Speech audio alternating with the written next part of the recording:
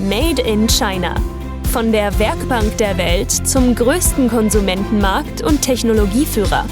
Eine Reise durch das Leben, Business und die Kultur im Reich der Mitte mit Damian Maib und Thomas Derksen. So, I was thinking about the last episode a week long, and I'm so happy that we made the decision to cut it into two pieces. As we say all the time, our podcast, listening to our podcast is a better invest of time than doing it in an MBA or other stuff, because we have so many successful people who are willing to share their stories. And today we are in another place. We're in the office of BRITA in Pudong, and we already made a tour. It's very impressive, a very new one. How do you like the office, Damian? Well, Oliver has just given me a tour, and I'm absolutely impressed and fascinated. I've got so many ideas for our office, which I see how we could implement them, because I think Oliver has also much more space here. But it's really impressive. So good job, Oliver, and thanks for having us here. Now, having seen your office, and we've also seen a couple of your team members already, that's something we want to talk about in a bit more detail. After you've set up the successful business, we've seen quite fast growing, more than 100 million euros in the third or fourth year of business, around 50-50 online and offline. There's many brands, many companies who are jealous on that and they want to replicate your success. Thank you. How to do that? So you've been the first guy here on the ground. What functions were the most important in the beginning? Who did you start hiring? In what phase of the business? And when did you start, or when did you work maybe with distribution partners or TPs? And at what moments did you try to insource parts of the business? Yeah, very, very interesting question. I mean, it apparently depends on your strategy. So the strategy drives everything, right? So how you want to penetrate, how you want to enter the market. So for us, we made some clear strategic choices from the very beginning. We said, so remember, it's back in 2013. The e-commerce part was not quite as dominant as it is today. Back then, it was still a mixture of modern trade, what we call modern trade, Carrefour, Walmart, Auchan, RT Mart, those big box retailers. They are still much bigger than e-commerce, but we saw the potential of e-commerce, so we said, okay, great. We're gonna do multiple channel. We're gonna do omni-channel, right? We want to be in e-commerce as well as in physical channel. Actually, our emphasis back then was slightly more on the physical channel, because after all, we are very familiar with the big box retailers, the modern trade, the Carrefours of the world, because we are out of Europe, right? So back there in Europe, they were our main customers. So we have a lot of experiences, a lot of best practices, a lot of insights dealing with this sort of customers. And e-commerce, we saw a very fast upcoming trend. So we said, despite our experience, our background, and our the importance of the modern trade, we still want to invest into e-commerce. So right from get-go, our team is just like that. We have key account manager for physical channels, so for Sam's Club, Walmart, what have you. We also have key account managers for Alibaba, for JD.com right from get-go. So actually, our first order, which I think is still somewhere in the company, they kept it, came from Taobao, right? So that's our very first order. So we started our business with that order in Taobao, and then the rest is history. Anybody who has lived in China from 2013 to now will know what happened to the retail trade, right? So the story is very dynamic, and we oftentimes have to explain to German colleagues again what happened here. Why has Auchan disappeared? Why has RT Mart disappeared? What happened to Walmart? What happened to Carrefour, right? So today we are now 90% e-commerce. 90% e-commerce. And the driver is not only that e-commerce is becoming more and more important as a general retail trade, it's far more efficient. It's far more efficient. You can skip a lot of costs. Dealing with a retailer, you have to pay for what we call the retail sales representative. These are the people who run store by store, visiting store, working with store managers, where you have to invest into promotion growth, what we call PG. So there's an army of people you have to employ throughout the country to service the physical retailers. The e-commerce is far fewer people. It is different skill sets, more dynamic, but far fewer people. So from cost and profitability standpoint, it's a strong incentive for us to switch to e-commerce more and more. And then the third part why e-commerce is so attractive to a brand like us is the data part. You get a lot of data, and you're allowed to have precise targeting of certain people through their channel, through their platform. And we really benefited quite a lot from having the data, from having the ability to precisely target the people we want to target.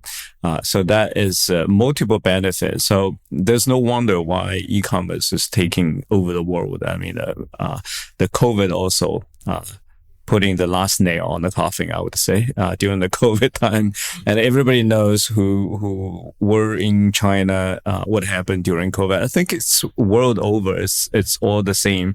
Like e-commerce became a very, very important part of people's daily life. So today, like I said, 90% of e-commerce, we also evolved from Alibaba and JD.com to multiple platforms. We're on TikTok, we're on Pinduoduo. We also still are with Alibaba and JD.com. So some new and old mix.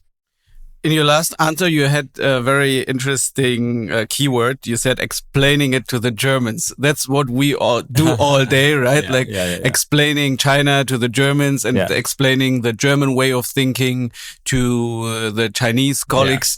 And in peak times, you have led teams of more than 200 people. So in your opinion, what are the keys to success for cross-cultural management and building effective working teams in this cross-cultural context? So it is so important that we manage the culture in the context of the time. And when I say the time, it's amazing. Actually, this morning I was just listening to another show about someone who lived in China, a foreigner lived in China in the 90s, and he experienced some amazing stuff. From the old state-owned Soviet-style economy to opening up, and how fast that has happened. And I think one of the challenges for anybody who's doing international business is to explain China to the world. And I think even today, with the information explosion, with the sharing of media and so on and so forth, it's still largely misunderstood. I think this country is very misunderstood. It's either being painted with a intentional color, or is being just taking a small part of the country and being blown up to disproportional level. So we have to understand that the world has never seen such a thing. Over the period of 3 decades, it became world's number 2 economy, and on the way to surpass many other advanced economies. People have experienced in the 80s, the rise of Japan, later, the rise of Korea, and they were like, whoa, this is amazing, right? So you start to see Toyotas on your streets and Hyundais and so on and so forth. But these economies, in terms of scale, are only a fraction of China's scale. So when China came on to the world scene with these, high quality, modern products, it is felt everywhere. Like the entire world feels it because it's just too big, and nobody has ever seen something like this. It's like, whoa, the capability advancement is fast, is good, but at the same time, it's gigantic.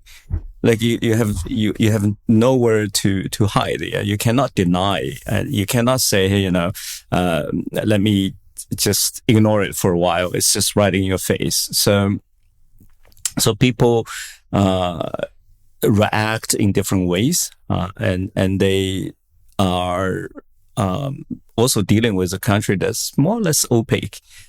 The Chinese government is doing a very poor job explaining itself to the world. It's just it doesn't explain, hey, here's our reasoning, here's our philosophy. That's the system we're going to stick to, and that's the rule of law or rule of whatever. It's so people are like, who are you? What's your way of behavior, right? And what's your intention? What are you taking where are you taking this country to? So people have a lot of questions. And the Chinese government is not doing a great job answering those questions. They're not engaging, the Western journalists to be here, or, the West press,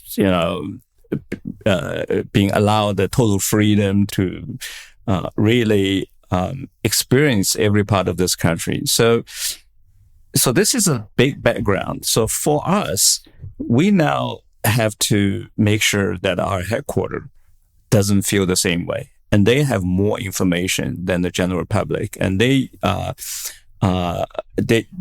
need to make sure that they can make sense of what's happening here, right? And because they are exposed to German media, what have you, and the German media is creating a lot of panic among the German public, and we have to say, what is actually going on here is this and this. And we think, we should, from business standpoint, we should evaluate the risk or opportunity, or evaluate our, future prospects in such and such a way.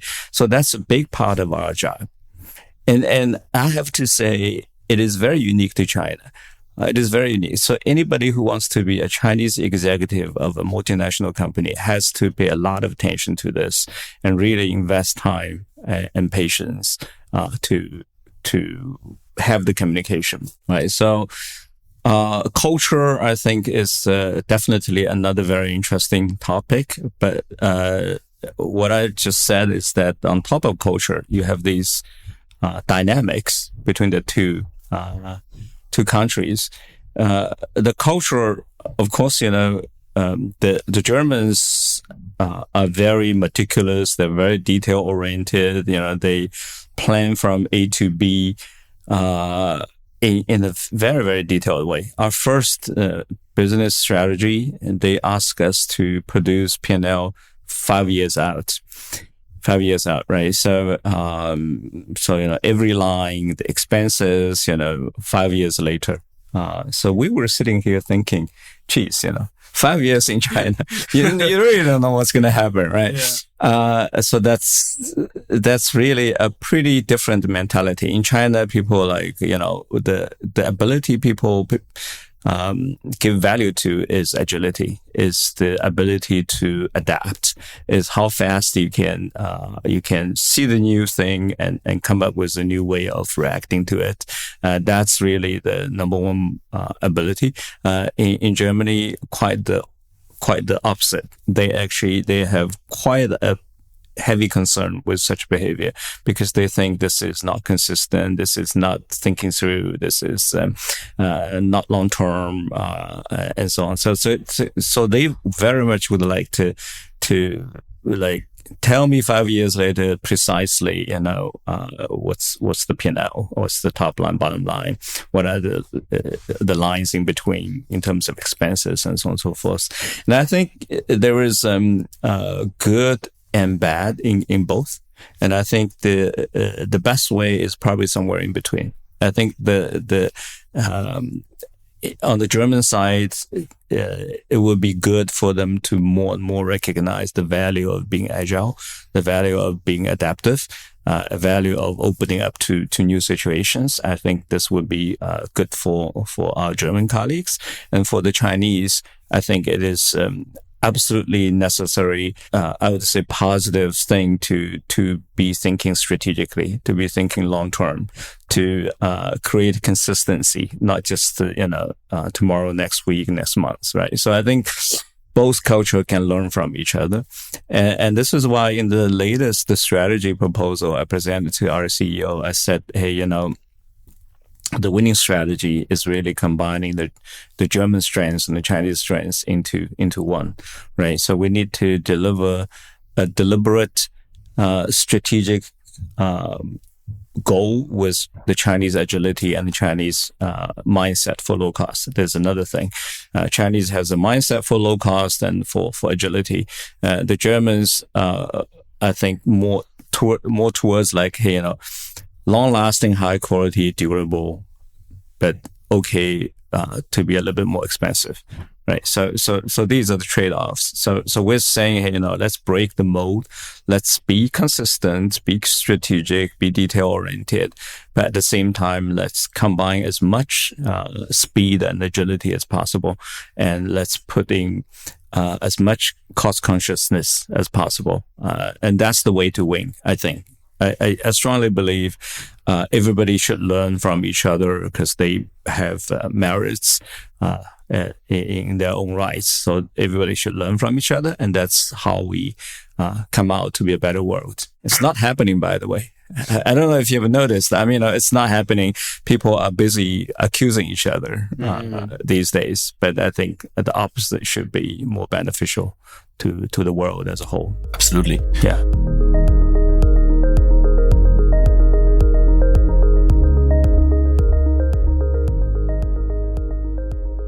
And you mentioned agility and speed, which is definitely very important. And if we look at international companies who naturally would find their headquarters in outside of China, innovation would be usually driven from there.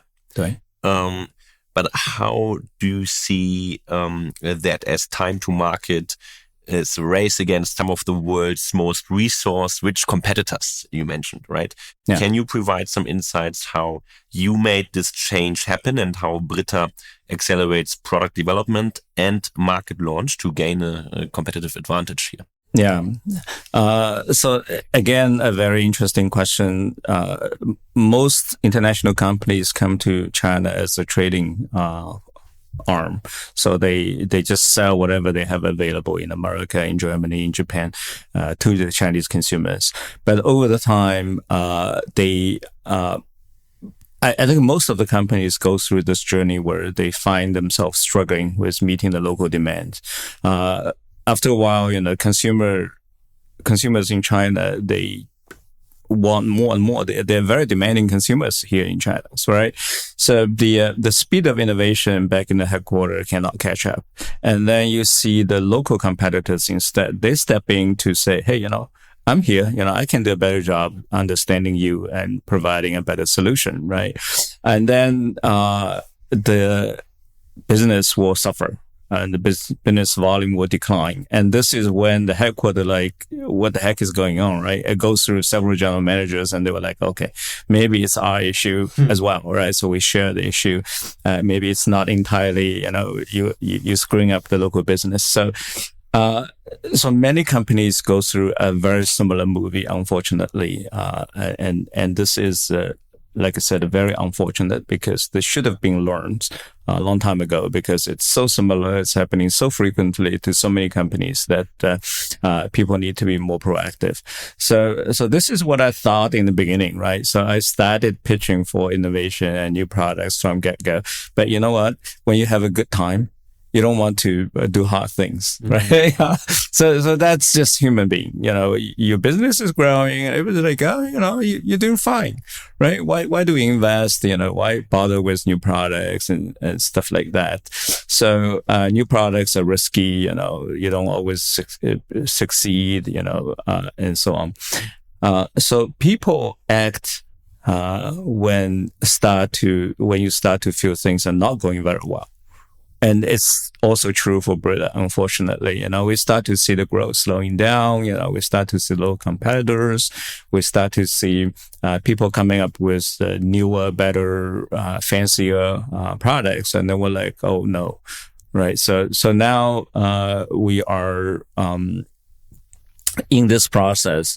My role is to constantly talk to the headquarters. Come on, let's do this. And finally, we had a breakthrough a couple of years ago. Now we start to have a R&D function here, and we start to be successful. We start to get the attention of the CEO, and we propose to him, the Chinese way of innovation has a different flavor.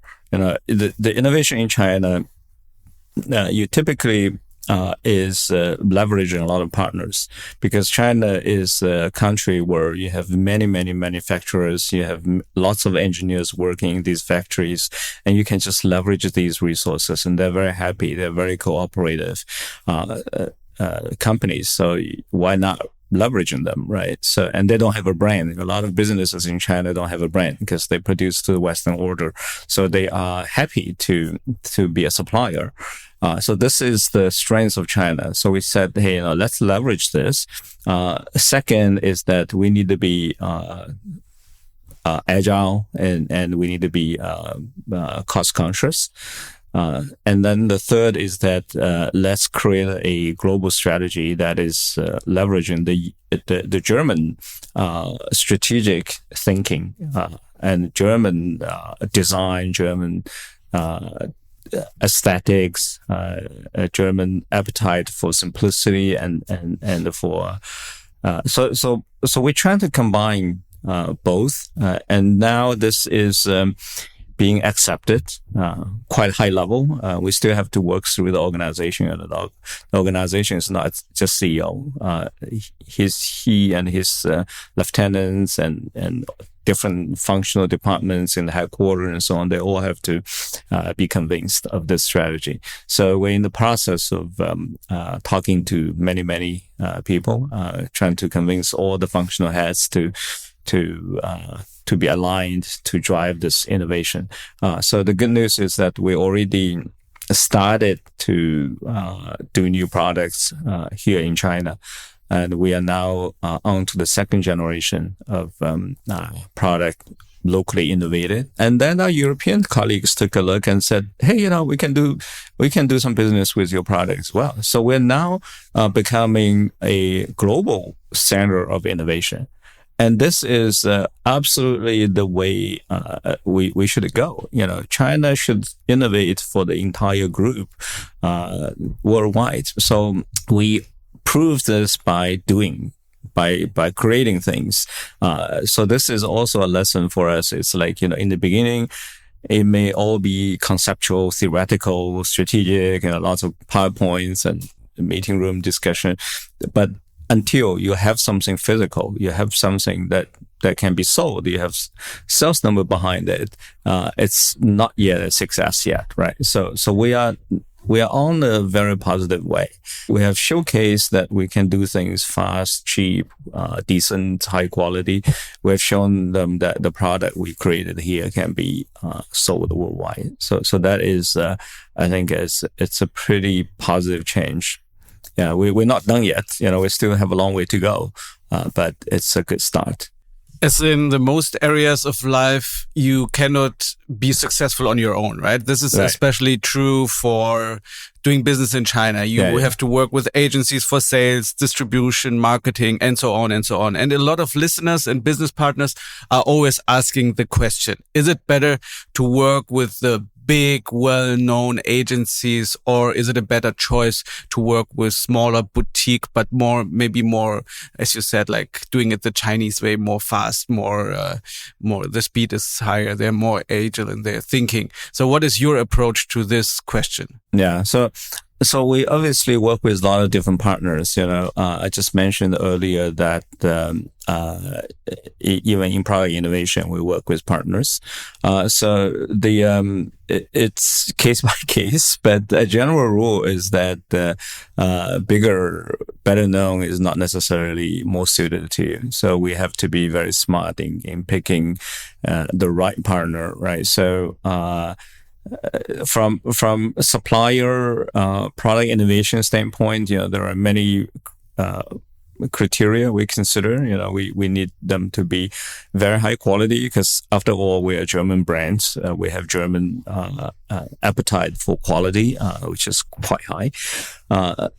We want quality. We want, of course, good cost. We want partnership. And partnership is about, understanding each other, being honest with each other, being open, and so on and so forth. So a set of criteria that we use. We often don't end up with the biggest one. We often find, medium size. It needs to be certain size because you need to have some resource to execute the quality standard that we have, right? So we often work with a supplier. We will talk about general terms, and in some of the cases, we set up a production line in their plants. We'll say, okay, fine, great, but everything you have here is not suited. So we need to do a little German machine over here. And that's dedicated to BRITA, right? So, but it's not always the case. We also, utilize their production line if it's suited. So it's a little bit case by case.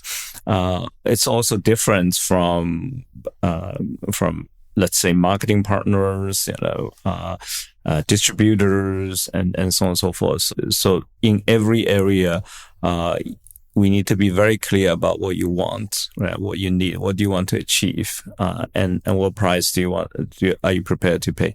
So I think I would say, if I look across, generally speaking, we're not working with the largest and biggest scale. Sometimes we work with very large companies, sometimes we don't. But most of our partners are what we judge to be suited, and there's a specific set of criteria that we go through, right? So just like, TP is another one. We actually, for Alibaba, we work with Baojun, who turns out to be the biggest. But when we started working with them, they were pretty small. So they were I spoke to the founder directly. I was like, okay, that's what you're doing. That's what we need, blah, blah. And they have a very strong, international company background. They work with, international brands. So, but they were small, but they grew very big, over the course of 10 years. They are now a big NASDAQ listed company, and doing all sorts of acquisitions and so on. But so we didn't pick them because they were big. They just grew big. Damien, you're happy to hear that, right? Yeah, absolutely. Because right now Oliver's sitting opposite to me and talking. Maybe we have a similar story to tell in 10 years. Yeah, who knows? Absolutely, yeah.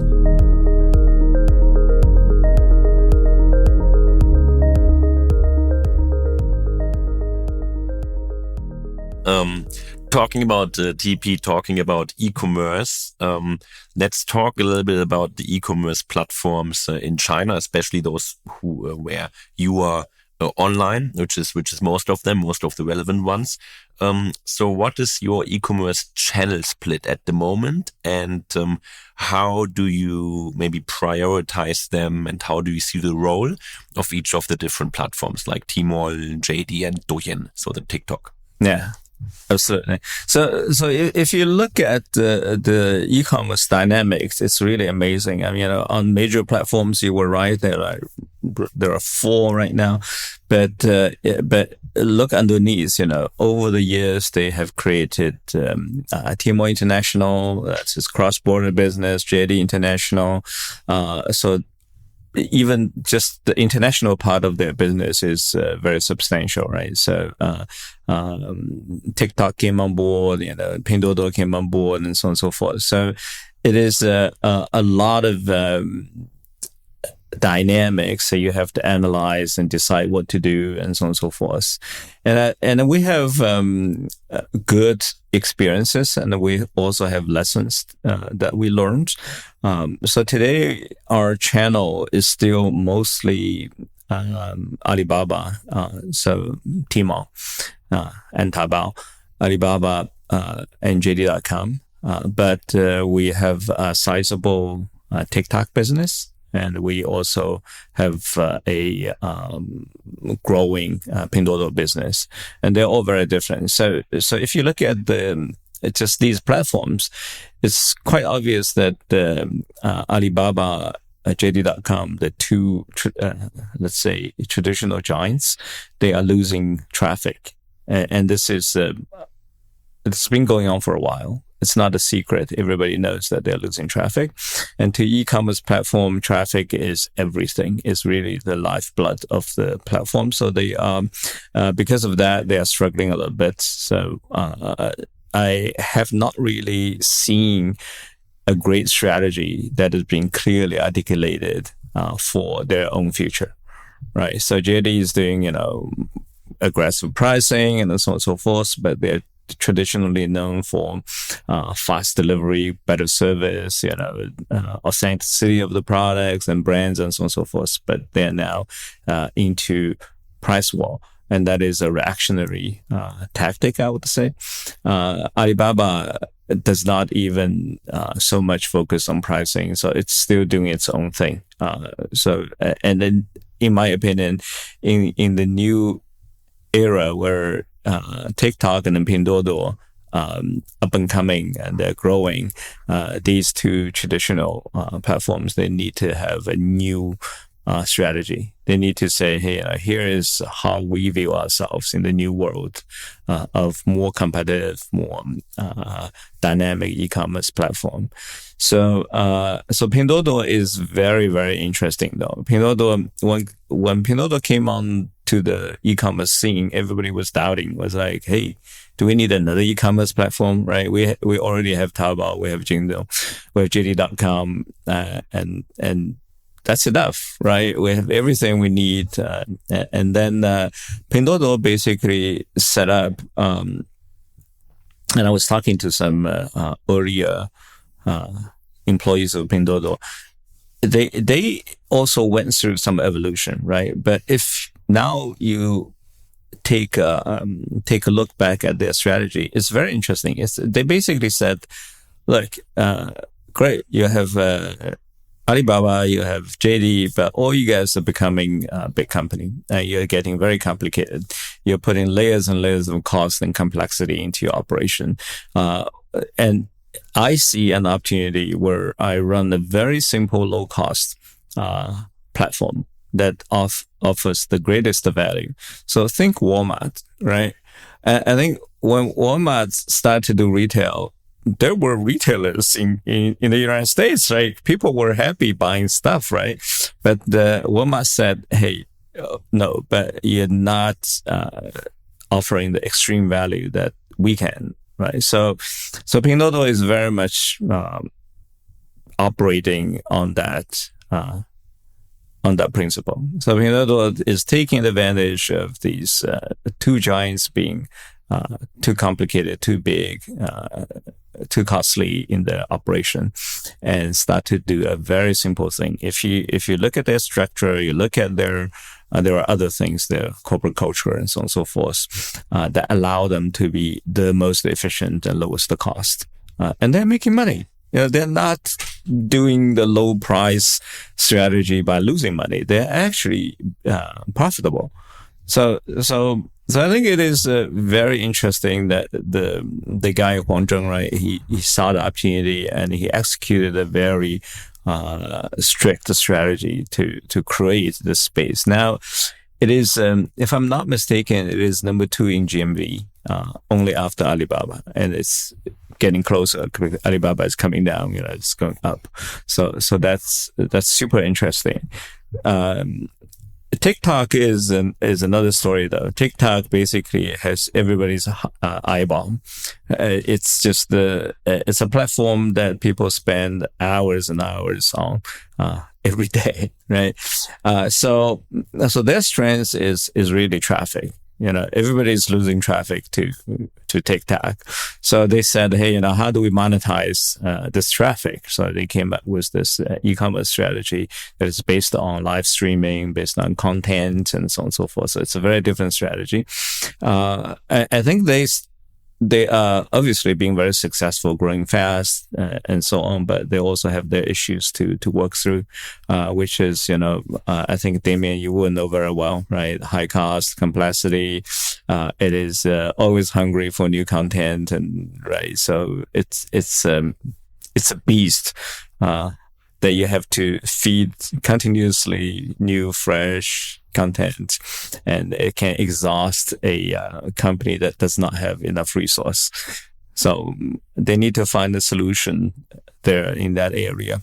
And I think they know. Social media, my favorite topic. So we were talking about it already. Yeah. At what point in time was it becoming clear to you that social media is so important to talk to the customers, to build up a brand image, to build up brand loyalty?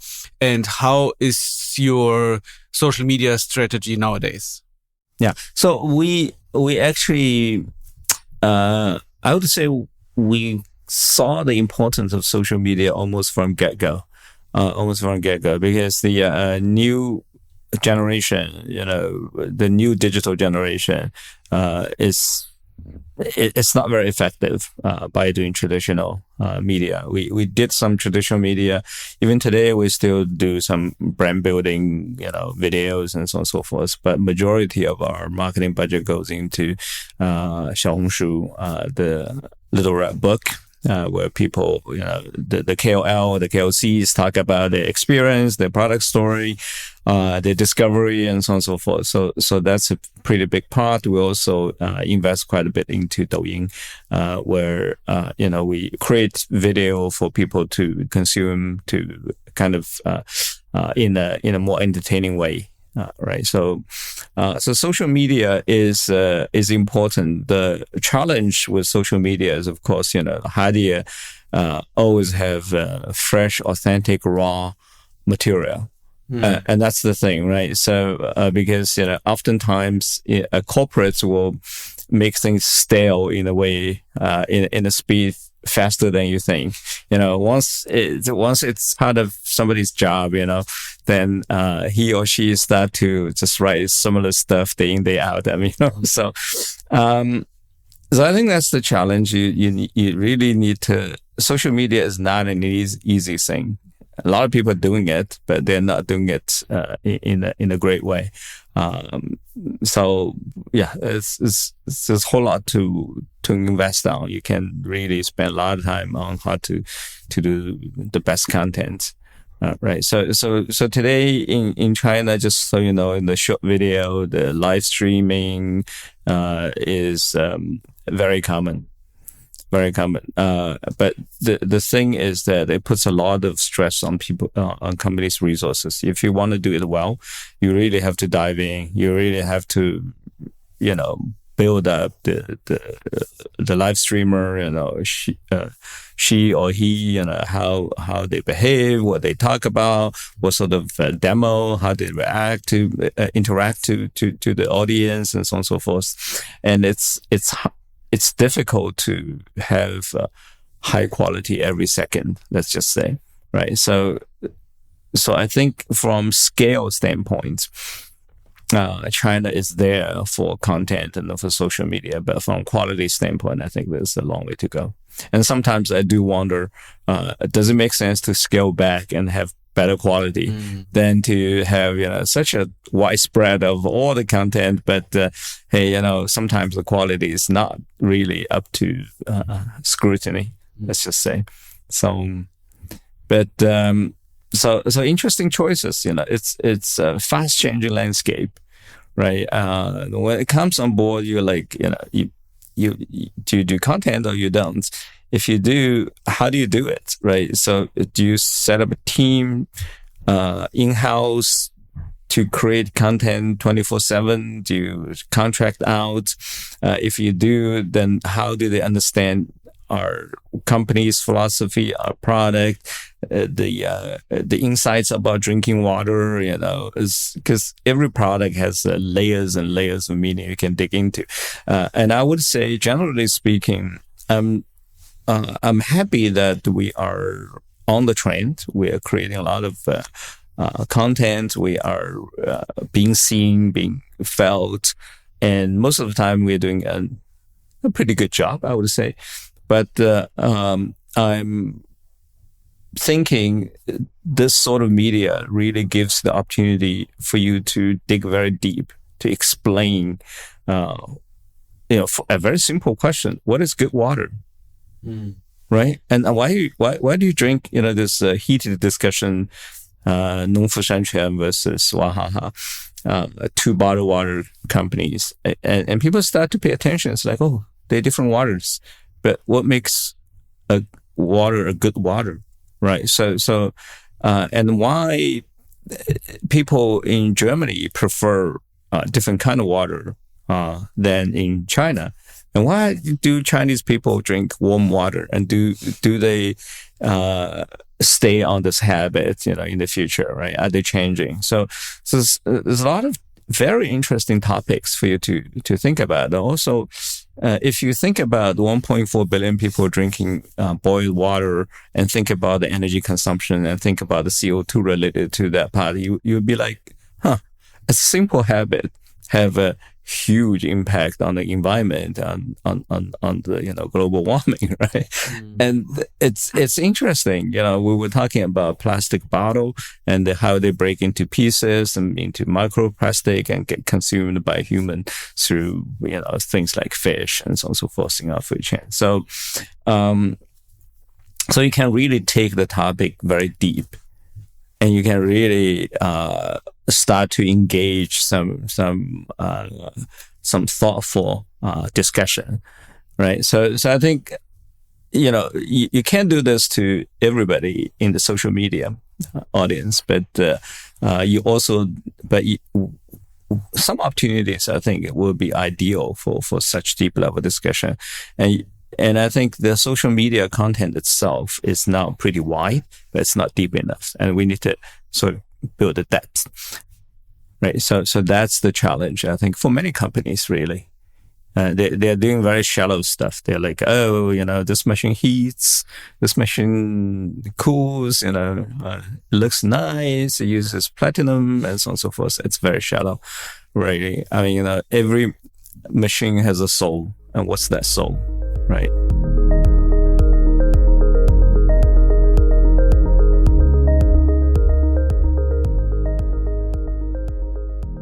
Absolutely. That's some good thoughts to think about also for our social media content. Yeah. Absolutely. Yeah. So in a way, how to say, the expertise part, I think is a little bit missing. Right. Yeah. Right. So our product, just like a car or some other more complicated machine, has a lot of stuff to talk about. And even, and I think most of the social media content is staying at the very surface level these days. Yeah. Now, given the dynamic market landscape, both in e-commerce, social media, or you said it, retail, what are your future growth perspectives for BRITA in China? Yeah, it's a very, very interesting question. I think a lot of Western companies are now facing the situation where they saw their Chinese competitors becoming more aggressive, higher quality, a better product. And in many cases, they are even better in meeting the Chinese consumers' needs than the foreign competitors. And, we can take cars as an example, right? And you can see how the car market, and China is the largest car market in the world, how it has changed dramatically, really, from several years ago, where the internal combustion engine was still dominant. German brands like Volkswagen is still being very comfortable sitting at top with some 26% market share and so on. And then boom, all of a sudden, all the cars are now face the competition of electric vehicles. And electric vehicle is not a third of the total volume. So that's huge, and it's growing, right? It's growing. It's being accepted by the general public, and more high quality, better product being designed. So the future for a foreign company, I think, be it Ford, General Motors, Volkswagen, BRITA, or a lot of other brands I can give you, is to think, hey, what is our role in this new world? Because let's face it, the Chinese producers are very good at turning out pretty good quality, low cost, well-designed products. And they are not only taking share in the Chinese market, they are now going overseas. And everybody is going overseas in a very big way. And just very recently, I think there's news in Germany about BYD. A big ship of BYD with, 8,000 cars being unloaded into Germany. So I think everybody has to think about how do we compete in this new world where the manufacturing might of China is obviously a very formidable force, right? So we sat down, we looked at this, and we say, for us, we need to, for a brand like BRITA, we need to be very clear about who we are serving, our consumers, our target consumers, and what is their mega trends, right? So we looked at the world, and we see several mega trends. So, for example, personalization, sustainability, well-being. So all these digitization, right? So all these big mega trends that will not easily change, and how do we get ahead by leveraging these mega trends and create a product experience? And so not so much just product itself, but the experiences that will delight these consumers. Now we need to give up the thinking of the market share, or whether you're number one, number two, or whatever. It becomes less relevant. Because the key is really to create a product portfolio that delivers the experience that delights these consumers, and then it can be, maybe not the largest market share, but you have a very sticky, very loyal group of consumers that buys into your ecosystem.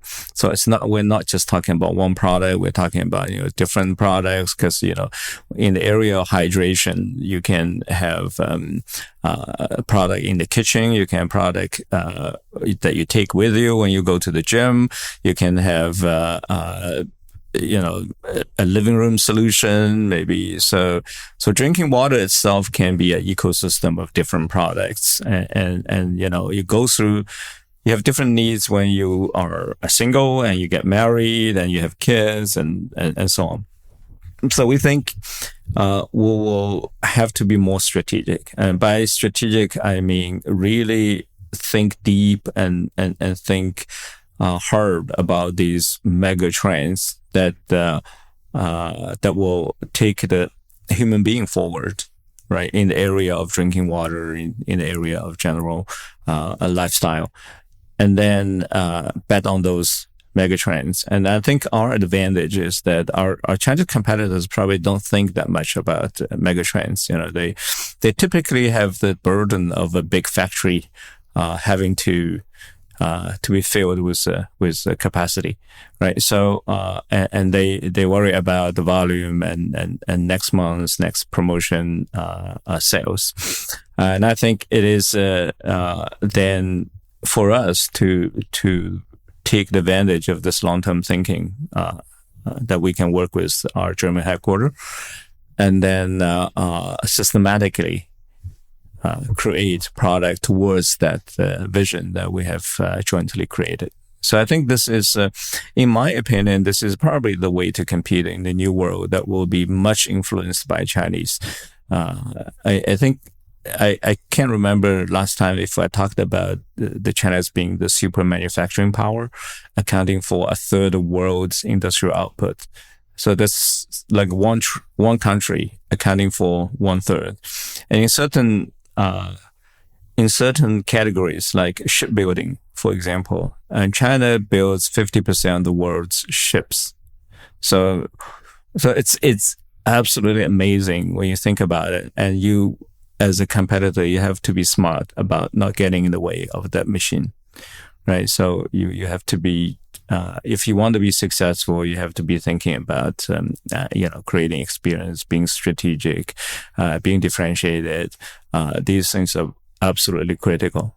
And the wrong strategy will be to copy what they do, to be, as fast or being, as low cost as they are, because you would never win that game. You're just not in that game, from get-go. Not to say, hey, we should give up the speed or we should give up the cost. These are still very important, but you don't compete on those dimensions. You compete on the dimensions of experiences, strategy, differentiation. And I think this is pretty much what every Western brand has to think about. And if you could go back to year one of bringing BRITA to China, is there anything from your perspective now that you would do different? Maybe negotiating a better revenue share for you personally? Seeing your potential now. Yeah, no, that's absolutely a big deal. I forgot to do that. But I think one of the things that I wish I had done differently is to really, I think, I should have restricted width of distribution a little bit. Like I said, we're now on every e-commerce platform, and the e-commerce is very transparent with pricing. So a tiny bit of price difference will trigger the price war. And when I look at our distribution today, I would say, hey, we don't need to be in every platform. We don't need to be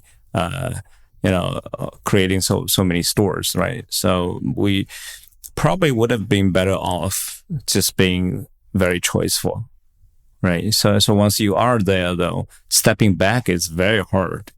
It's much harder than you think, right? So theoretically, you can make the argument, and everybody was like, yeah, that makes sense. But when it really comes down to, hey, which one do we step out of?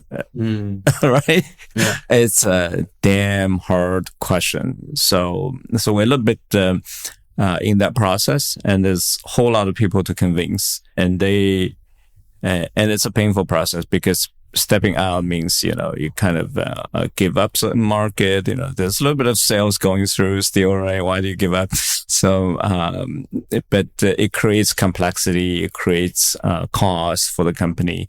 It kind of distracts from what's important, right? So I think this is something I would advise anybody who's starting today to be very careful, to think through. In the process, you don't know, because, there's a new platform, we signed a contract, there's lots of product being shipped to that platform. So you're happy, right? Sales numbers going up and so on. But really afterwards, you're like, okay, maybe that's not necessary, because all these platforms have like 700 million, 800 million people on it, right? For the size of most of the business, you don't need that many people. Right. So they're all big enough for most of the brands. Oliver, thank you so much for these valuable insights. I personally learned a lot, and that's another 45 minutes or almost an hour in the books. Great. Yeah, thank you. Great questions. Thank you, Oliver. It was a pleasure to be here. Absolutely. And we'll see you again for sure. Yeah, absolutely. The pleasure is mine.